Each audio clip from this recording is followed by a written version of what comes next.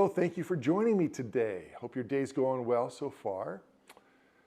I was reading about a story about a professor that was giving a lecture at a university, and one of the students raised their hand and objected vehemently to the views of that professor.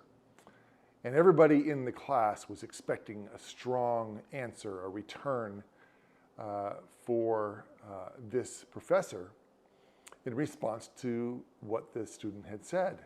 But instead, the professor made like one quick comment acknowledging that, hey, I appreciate your perspective, and moved on.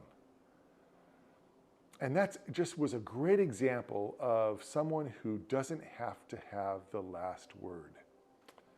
You know, we live in an age where there's so much volatility of opinion, of emotions, in the dialogue that we have today, not only just political matters, just general views about life and what we see, what we're observing in this world these days.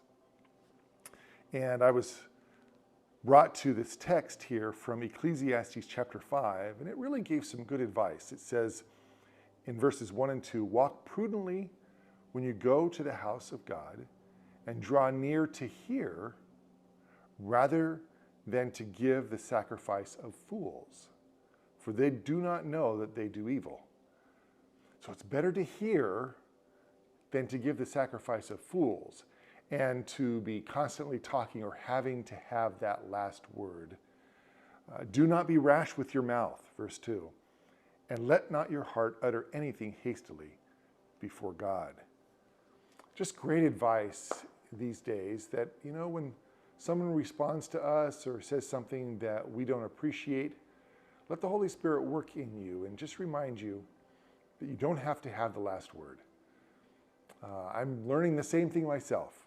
You know, I don't have to say or give a response to everything that I hear from everyone. I can just sit back and listen and acknowledge what they've said and move on, because in the end, what's most important is the relationship. The relationships we have and we form, and there's so much positive that can come out of a good example of a Christ-like spirit, even when you're reviled or you're challenged with your views or your statements. So especially as a Christian, as we share our faith and we share our views, our biblical worldview, let always our response be patient and kind and loving toward others.